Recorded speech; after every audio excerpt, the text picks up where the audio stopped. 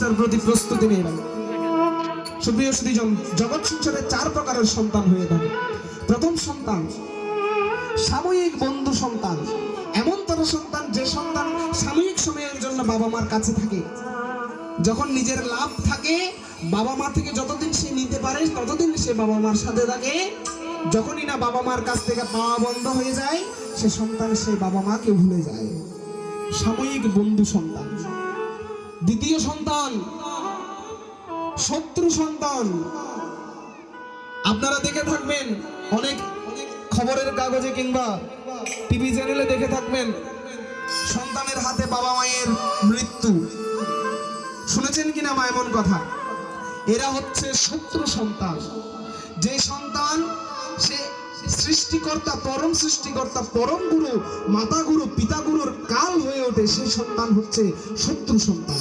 জগৎ সংসারে এমন তর কিছু সন্তান থাকে যারা বড় হয়ে কি হয়, সে মা বাবার কাল হয়ে ওঠে। ওটা কিনা বাবা? সুপ্রিয়। তৃতীয় সন্তান ঋণী সন্তান। কেমন সন্তান? জগৎ সংসারে এমন কিছু সন্তান দেখবেন যারা অর্থ ইনকাম করে সারা জীবন বাবা মাকে খাওয়াতে পারে না। প্রতিবন্ধী, যারা স্বাভাবিক নয়, তারা কি করতে পারে না? মা ইনকাম করে কি করতে পারে না, সে বাবা মাকে খাওয়াতে পারে না। সেটা হচ্ছে ঋণী সন্তান। এমন তর সন্তান কেন জন্মায়? যদি আপনি এই জন্মে এমন কোন ঋণ করে থাকেন, কারো পাওনা না মিটিয়ে যদি আপনার এই জগৎ সংসার থেকে গত হয়ে থাকেন, আপনি আপনার সব জ্ঞানে যদি আপনার পাড়া অবস্থায় যদি আপনি কারো ঋণ শোধ না করেন, পরজন্মে আপনার ঋণ শোধ করতে হবে সেই ঋণী সন্তানের মাধ্যমে। আপনার ঘরে জন্ম নেবে সেই ঋণী সন্তান। তাই কারো কাছে ঋণ রাখা ভালো নয়। সুপ্রিয় সুধীজন, চতুর্থ সন্তান ভক্ত সুসন্তান।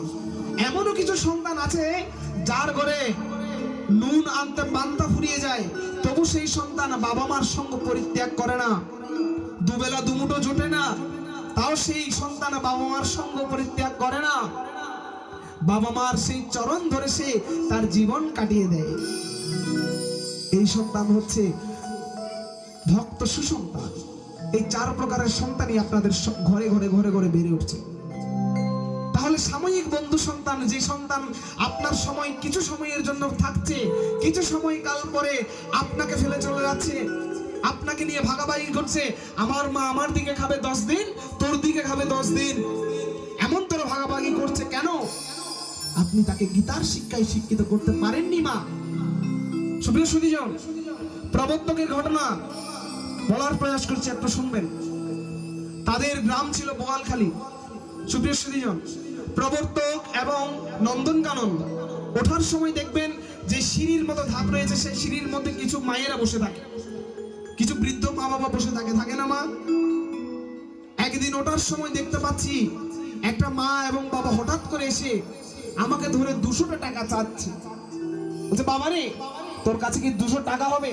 যাচ্ছিলাম বাবা প্রোগ্রামে, গীতা পাঠে যাচ্ছি। তো গীতা পাঠে যাওয়ার সময় আমাদের যে গীতা গুরু রয়েছে প্রদর্শন দেবনাথ বিধান চৌধুরী দাদা, তো সেই বিধান চৌধুরী দাদার সাথে যাচ্ছিলাম। তো আমাদের ঠিকানা থাকে সেই নন্দনকানন তুলসীধাম। সেই তুলসীধামে যখন এসেছি চিন্তা করছি একটু উপরে গিয়ে দর্শন করে আসি। যাচ্ছিলাম, তেমন মুহূর্তে এসে এক মা 2 হাত ধরে পায়ে ধরে ফেলতেছিল। আমি বলছিলাম, মা গো, তুমি আমার মায়ের থেকেও বড় বয়সী, তুমি আমার পা স্পর্শ করবে কেন, পদ স্পর্শ করবে কেন?